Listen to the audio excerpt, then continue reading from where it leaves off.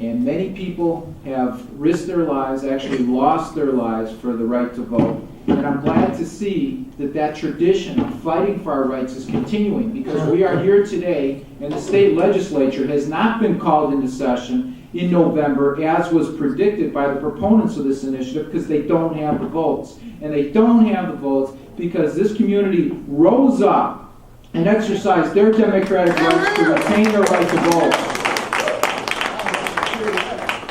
Latest opinion polls show we got momentum going in our direction as well. And we're going to continue to educate the public about how important it is to prevent this takeover, and we will continue to do so. And I believe because we have the momentum on our side, we should not compromise in any way whatsoever. We've got to send a strong message to the proponents of this. We will not compromise. I'm just going to go into a couple of other reasons why this is a very, very bad idea. We already talked about the fundamental right to vote. The other key component of our Constitution, our country, is the checks and balances system. We are effectively removing the checks and balances system by having one individual contain so much power and effectively removing the legislative authority and oversight over that appointment. We know that the system can be fraught with abuse without an effective checks and balances system. Another key component of our right in a democratic society is access to our elected officials. I know just about everybody on this school board. I know if you get a phone call from your constituents, they're getting a return phone call. How many people here actually believe if there was an appointed school board director over here and they had a phone call from a concerned parent that that individual is going to return their phone call? I think we know the answer to that.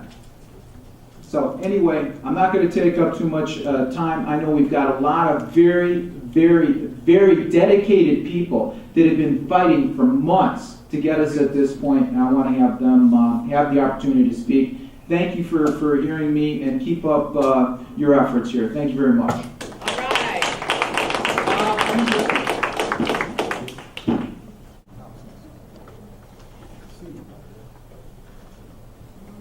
Bob Peterson, 1247 East Burleigh Street. I'm speaking on behalf of the Coalition to Stop the MPS Takeover. I'm acting as a co-chair with Wendell Harris, and I have a few comments to make. And I'd first just like to let you know that in my read of Milwaukee history and schools, I've been active since the mid-70s. I think the Coalition is to Stop the Takeover is the largest education-related coalition in the city since the desegregation movement in the 1970s. The coalition has 28 member organizations. For some reason, the Milwaukee Journal-Sentinel has not mentioned our existence yet, has refused, even though after multiple requests that they even acknowledge that we are meeting and that we are active, that we have rallies and so on and so forth. They have boycotted us apparently. So I just want to go on the public record to let it be known that these are the following 28 organizations that stand opposed to the mayoral takeover. We stand in favor of defending and supporting our voting rights and for investing in parent and community involvement in our schools. The two convening organizations of the coalition was the Milwaukee branch of NAACP and Educators Network for Social Justice. The other organizations include 9 to 5 Milwaukee, AFT Local 212, AFT Local 2169, Citizen Action of Wisconsin, Equality Wisconsin, Esperanza Unida, the Greater Milwaukee Green Party, the Milwaukee Inner City Congregations Allied for Hope, MICA, Milwaukee Professional Association, Milwaukee Students for Democratic Society, Mothers of the Struggle, Milwaukee Teachers Education Association, NAACP Wisconsin State Conference of Chapters, the National Lawyers Guild Milwaukee Chapter, People United for MPS Pumps, Prevention Rehabilitation Awareness Development, Progressive Students of Milwaukee, Rethinking Schools, SEIU Local 150, Socialist Party of Wisconsin, the Milwaukee Chapter Board of the ACLU of Wisconsin, Title I District Advisory Council, UWM English Education Association, Voces de la Frontera, Voice of the City, Central City, and wisdom. It's an impressive group. Our meetings are every Tuesday at the NAACP office. We welcome the public and school board members to attend. We usually have anywhere from 30 to 50 people in attendance. We're an exercise in democracy, I'll put it that way, in terms of our coalition is committed, once we stop the drive for mayoral takeover, to stay together, to work with anyone and everyone to try to solve the complex problems that we know face our city, in particular our most disenfranchised sections of our city and the children. We know that only by working together and working with an elected school board that is responsive, thank you each and every one of you, that we can solve these problems together. And I know other people from the coalition will speak.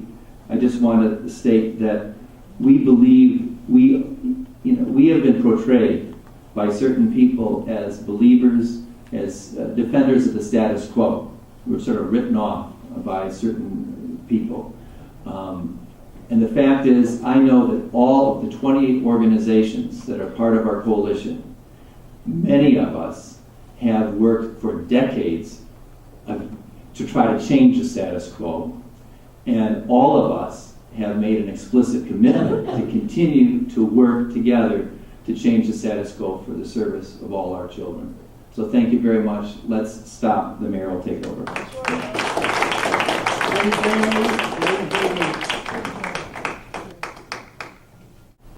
I'm here to oppose the mayoral takeover as a plan that concentrates unchecked power in one individual's hands.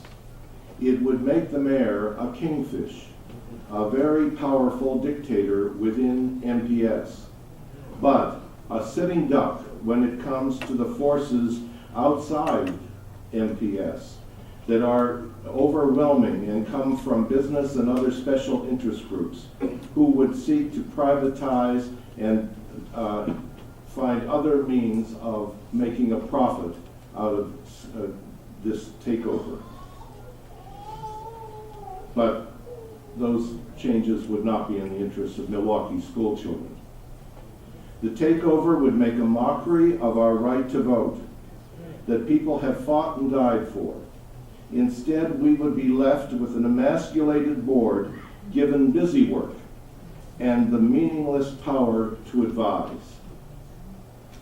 I'm drawn to this issue most because it is Equality Wisconsin's mission to reach out to minority groups within our population and to seek and fight for economic justice and social justice for all peoples.